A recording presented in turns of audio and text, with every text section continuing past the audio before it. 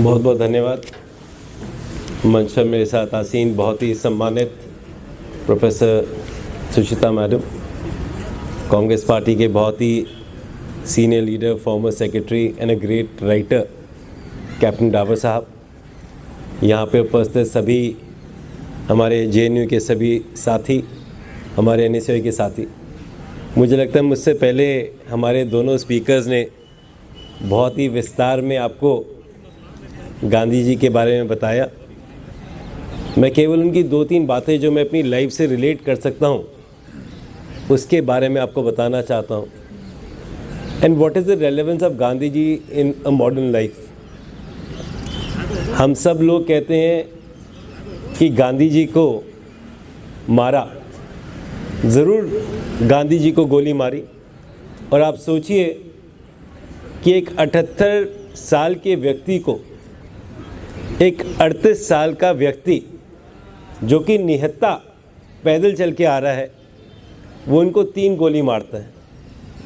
कितनी हेटरेट उस व्यक्ति के मन में होगी, और वो जिस संस्था से आता है, जिस ऑर्गेनाइजेशन में आता है, उसमें कितनी हेटरेट होगी। आप सोचिए, क्या कोई भी व्यक्ति 38 साल का किसी 80 साल के व्यक्ति पे गोली चला सकता है? वो केवल गोली चलाने तक सीमित नहीं है, वो एक स्कूल ऑफ थॉट है। That school of thought depicts hatred, कि इतनी गंदगी आपके मन में है कि आप एक 78 साल के व्यक्ति को गोली मार सकते हैं। तो उनकी विचारधारा को गोली नहीं मार सकते आप। And I think Gandhi ji is very very relevant today. मैं हिस्ट्री का स्टूडेंट रहा हूँ, स्टूडेंट पॉलिटिक्स से मैंने शुरुआत करी है, और मुझे लगता है कठिन परिस्थितियों में अपने आप को संभालना, अपनी मॉरल वैल्यूज़ पे खड़ा होना, और जिस चीज़ पे आप विश्वास रखते हैं उसको लोगों तक सामने रखना, ये महात्मा गांधी जी की सोच थी। और मॉडर्न डेमोक्रेसी की मैं बात करूं, कई बार देख के बड़ा अजीब सा लगता है कि एक व्यक्ति कल तक एक पॉलिटिकल सोच रखता था, ओवरनाइट वो सोच चेंज हो जाती। उसका कारण है कि आज हमारी डेमोक्रेसी में कन्वर्सेशंस ख़त्म हो गई। व्हाट वाज गांधी जी सोच, अप्रोच टुवर्ड्स लाइफ? आप बात करो, you can always agree to disagree. हो सकता है जो मैम ने कहा हो मैं इसको एग्री नहीं करता, और हो सकता है जो मैं बोलूँ उसको मैम एग्री ना करे, परंतु एक कन्वर्सेशन तो हम करें ना। आज कन्वर्सेशंस ख़त्म हो गई। एक छोटा सा मैं आपको उदाहरण देना चाहता हूँ। एक स्कीम थी मनरेगा, जो कि एक पॉलिटिकल कन्वर्सेशन से निकल कर आई।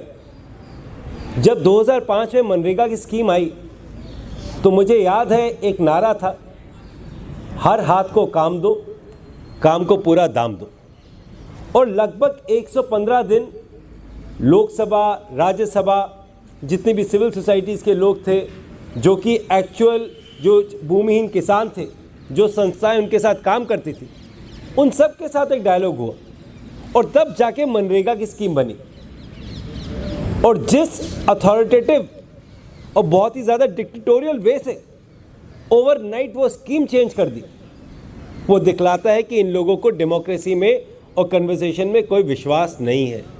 और ये महात्मा गांधी जी की सोच कभी भी नहीं रही। लोग उनसे बात करते थे, मैंने कई चैप्टर्स पढ़े, हो सकता है मुझसे ज़्यादा आप लोगों ने भी पढ़े हों। लोग आके उनके सामने अपनी डिसएग्रीमेंट को रखते थे, परंतु उन पर चिल्लाते नहीं थे। उनका अपना एक स्टाइल था।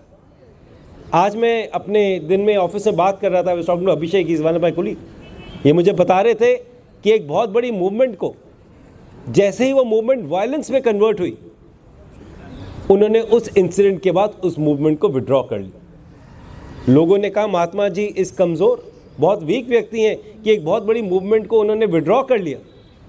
उन्होंने ये कहा कि मैं इस तरीके की मूवमेंट में एग्री नहीं करता।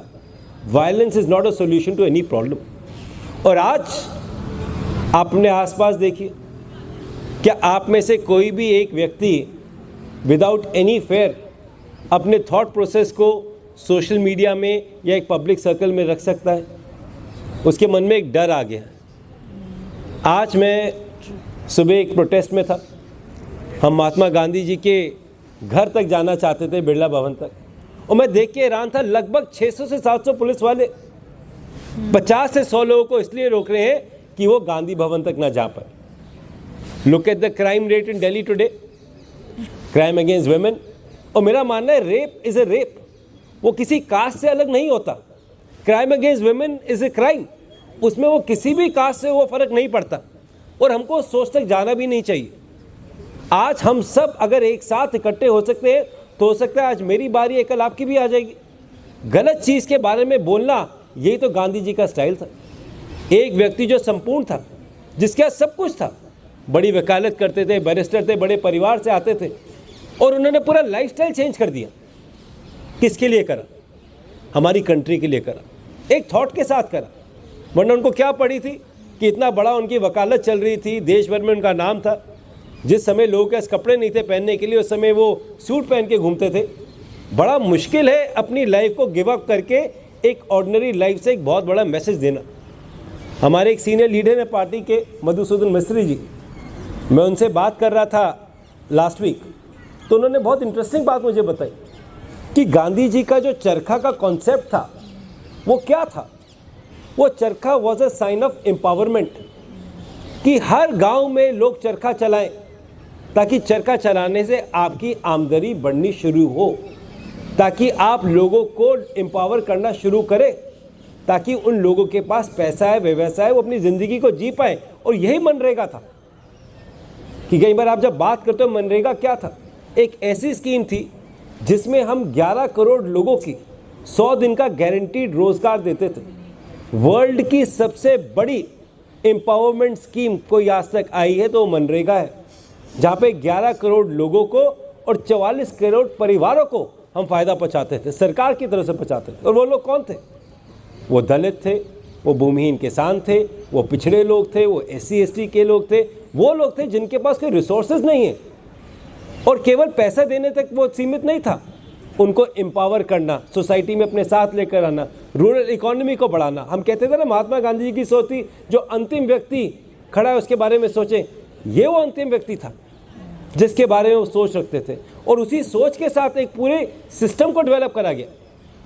पर आज केवल एक सोच को आप ख़त्म नहीं कर रहे, एक सिस्टम को डिस्ट्रॉय करना चाहते।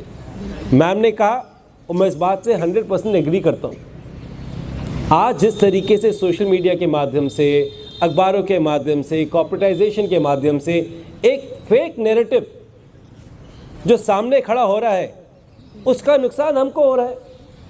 मुश्किल समय में सबसे पहले कौन आता है? पड़ोसी। आज भारत का पड़ोसी कौन है? नेपाल, वो हमसे नाराज़ रहता है। दूसरी तरफ कौन है? भूटान, वो हमसे नाराज़ रहता है। पाकिस्तान से तो हमारी कभी बन भी नहीं सकती। पाकिस्तान के पीछे कौन? टर्की, वो हमारे अगेंस्ट है। पीछे कौन? चाइना, वो हमारे अगेंस्ट है।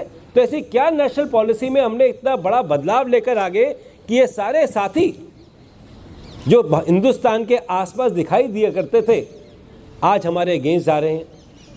हम इकोनॉमी की बात करते हैं, हम कहते हैं हमारी इकोनॉमी बूम कर रही है। India is a very big market. अंग्रेज़ों के समय भी हमारा रॉ मटेरियल था, लंदन जाता था, बन के यहीं सेल होता था। हमारी बहुत बड़ी पॉपुलेशन है, हमारे लिए बहुत बड़ा बूम है। परंतु इकोनॉमी की आप हालत देख लीजिए, आज डॉलर के प्राइस देख लीजिए, परंतु इसके बारे में कोई डिस्कशन नहीं करता। आज भारतीय जनता पार्टी के कई लोग, RSS के प्राइमरीली सारे लोग महात्मा गांधी जी के नाम की विचारधारा से बिलीव नहीं करते। बट G20 का जब समिट हमारे देश में आता है तो प्राइम मिनिस्टर को साथ साथ जितने भी इंटरनेशनल लीडर्स आते हैं, गांधी जी के सामने सर झुका के खड़े होते हैं। ऑल ओवर द वर्ल्ड आप ट्रैवल कीजिए, गांधी जी का स्टैचू आपको सब जगह दिखाई देता है। आपके JNU में मैं दावे से कह सकता हूँ, जो आपके इंटरनेशनल स्टूडेंट्स बाहर से पढ़ने आते हैं, वो भी खूब गांधी जी के बारे में पढ़ के उनसे इंस्पायर होते हैं। I think Gandhi ji life is an inspiration, it's a journey. और कोई भी व्यक्ति, भले वो अपने कॉर्पोरेट लाइफ में करे, पॉलिटिकल लाइफ में करे, या अपनी किसी और लाइफ में करे, उस जर्नी से जो चल के निकलेगा वो वाकई में एक लीडर बनेगा। आप सब ने देखा होगा आज की करंट गवर्नमेंट के अंदर कई ऐसे लीडर्स हैं जो पहले दूसरी पार्टीज़ में थे, जिन पे करप्शन चार्जेस लगे और वो लोग सरेंडर हो गए, वो इनकम्बेंट गवर्नमेंट में आ गए।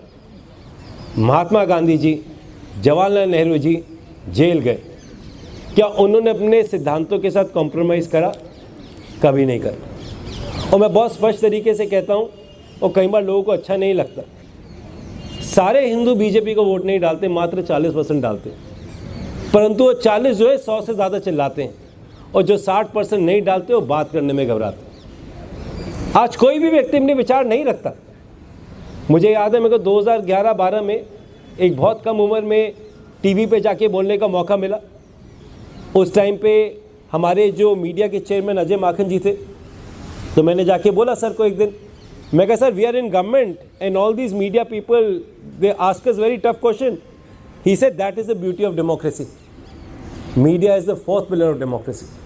परंतु आज मुझे लगता नहीं किसी को भी मीडिया पे कोई विश्वास है, और जो मीडिया हाउसेस खुले तरीके से सच सामने रखते हैं, फेक नैरेटिव की बात नहीं कर रहा, सच सामने रखते हैं, तो उनके शेयर्स खरीद के अदानी जी आ जाते हैं। आज आप देखिए कितने मीडिया चैनल्स हैं, और maximum channels are owned by Adanis and Ambanis. तो जब कॉर्पोरेटाइजेशन ऑफ मीडिया आ गया, एक बड़ा बड़ा नैरेटिव आ गया, ओरिजिनल स्टोरीज पे डिस्कशन खत्म हो गई, तो उसका नुकसान किसको होता है? हमारे देश को होता है। और उस देश में किसी भी जाति का कोई व्यक्ति रहता हो, अगर आज 92 रुपये का डॉलर है तो किसी एक कम्युनिटी के लिए वो सस्ता नहीं है। अगर आज 100 रुपये का डीजल पेट्रोल है तो ये नहीं कि मैं जाके अपनी जाति प्रमाण पत्र दिखा दूंगा तो मुझे 40 का मिल जाएगा, मिलेगा मुझे भी 100 का। पर दुख इस बात का है कि हम इसके बारे में बात नहीं करते। आज एनवायरनमेंट एक बहुत बड़ा इशू है, एयर पोल्यूशन एक बहुत बड़ा इशू है, और महात्मा गांधी जी ने क्या कहा कि natural resources belongs to all, we are just the custodian of that resources. आज आप और हम, कोई भी सरकार में व्यक्ति हो, वो इनका कस्टोडियन है, इसका ओनर नहीं है।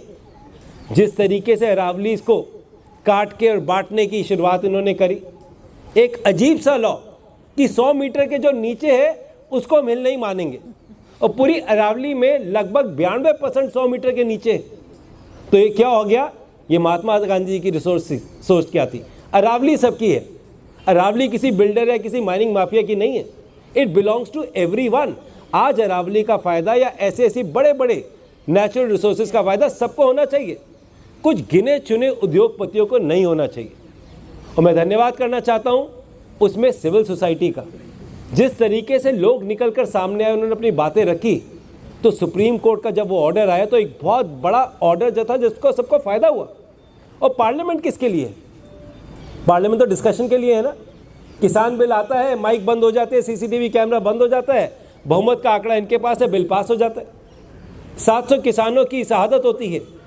कोविड के समय, बारिश के समय, ठंड के समय, धूप के समय दिल्ली के बॉर्डर पे किसान बैठते हैं तो उनको खालिस्तानी कह देते हैं, परंतु प्रेशर ज़्यादा बनता है तो हम उनकी बातों को मान जाते हैं। तो जो सरेंडर और नरेंद्र वाला इशू है, ये महात्मा गांधी जी की सोच का इशू नहीं हो सकता। जो व्यक्ति सच बोलने की हिम्मत करता है, जो व्यक्ति सच बोलने के बाद उसके सर्कमस्टेंसेस को झेलने की हिम्मत करता है और उसके बाद भी चलता है, वो महात्मा है। परंतु जो व्यक्ति सिचुएशन देखकर अपनी बातों को रखकर बदल जाता है, वो कभी उनकी फिलॉसफी को फॉलो नहीं कर सकता। और मैं आपको दावे से कह सकता हूँ, politics is a game of numbers. और मुझे लगता नहीं क्यों इतने सारे लोग परेशान होते हैं जब मैं अपनी पार्टी को देखता हूँ। कई बार लोग बोलते हैं कांग्रेस, ऐसा we are sitting on 100 seats, BJP की 2 थी, हमारी 100 हैं, पर हमारी 100 मेहनत की 100 हैं। हमने किसी कास्टिज्म के नाम पे वोट नहीं मांगा, हमने इंडिया फॉर इंडियंस के नाम पे वोट मांगा। और मैं पूरे प्रचार में रेगुलर लगा रहता हूँ, जब लोगों से मिलता हूँ, मुझे कोई भी व्यक्ति, भले दिल्ली हो, हरियाणा हो, पंजाब हो, कहीं भी आप जाओ, मुझे कोई खुश किसान नहीं मिलता। कोई ना कोई व्यक्ति परेशान रहता है। वो परेशानी क्या है कि एक बड़े बड़े उद्योगपति से लेकर रोड पे चलते आदमी तक है। वो पॉलिटिकल सर्कमस्टांसेस है इस कंट्री के, कि लोग अपने आप को बहुत ज़्यादा महसूस करते हैं, बंद गए हैं, बोल नहीं सकते, बोलना चाहते हैं। और जब इस तरीके से घुटन बढ़ती है तो ऑटोमेटिकली एक चेंज आती है। तो भले ही 40,000 करोड़ का नारा लगा दो, 400 पार 400 पार, जनता जनार्दन है, लोग समझते हैं और अपनी उंगली से निर्णय लेते हैं। कांग्रेस गलत है, आप वोट मत दीजिए, कोई प्रॉब्लम नहीं, we can sit in the opposition, परंतु उसको वोट दो जो आपको सुधारेगा, जो आपकी नेक्स्ट जनरेशन के लिए काम करेगा, उनके लिए नहीं जो केवल एक वेस्टेड इंटरेस्ट से आते हैं। मैं तो हमेशा कहता हूँ बीजेपी के लोगों को, आप आके ना फैक्ट्स और फिगर से बात कीजिए। अब उनसे पूछते हो भाई स्मृति ईरानी जी, 350-400 का सिलेंडर हमारे समय तो भारी था, इंडिया गेट पे लेके बैठ जाती थी, आज 900 का हो गया, आज तो बोलती नहीं। हमारे समय में वो बड़े बड़े सुपरस्टार कहते थे कि डॉलर हो गया 50 का, मुझे डर लगता है, आज 100 का हो गया, वो तो बोलते नहीं। 40 रुपये का पेट्रोल महंगा था, आज 100 का हो गया, बोलते नहीं। हमारे समय में डेमोक्रेसी अलाइव थी। जूही चावला हो, अक्षय कुमार हो या अमिताभ बच्चन हो, ये पॉलिटिकल सर्कमस्टांसिस में रह के ट्वीट कर सकते थे। आज चाह के भी ये कुछ टाइप नहीं कर सकते। ये दोनों पॉलिटिकल आइडियोलॉजी का फ़र्क है। तो जो 38 साल में जिस व्यक्ति ने मारा, उसकी आइडियोलॉजी आज क्या है कि लोग बोलने से डरते हैं, और जिस 78 साल वाले को मारा, उसकी पॉलिटिकल आइडियोलॉजी ये है कि पीपल एग्री टू डिसएग्री। और ये दोनों विचारधाराओं का फ़र्क है और ये हमेशा रहेगा। मैं आप सबका धन्यवाद करना चाहता हूँ, हमारे साथियों का धन्यवाद करना चाहता हूँ कि आज एक बहुत ही अच्छे टॉपिक पर आपने डिस्कशन रखा। परंतु मेरा मानना है हम सबको जहाँ मौका मिले महात्मा गांधी जी के बारे में एक डिस्कशन करना चाहिए। जब मैं कुलदीप भाई और उनके दोस्तों से आई थिंक 2 महीने पहले ऑफिस में मिला, मैंने उस टाइम इनको ये बोला, you must hold conversations, you must talk about Mahatma Gandhi ji. And Mahatma Gandhi ji not just because Mahatma की, इन्होंने किसी ने कहा महात्मा है, किसी ने कहा साबरमती के संत हैं, किसी ने उनको कहा राष्ट्रपिता है, नहीं, उनकी आइडियोलॉजी और सोच के बारे में, किस तरीके से ट्रांसफॉर्मेशन में उस व्यक्ति ने काम करा।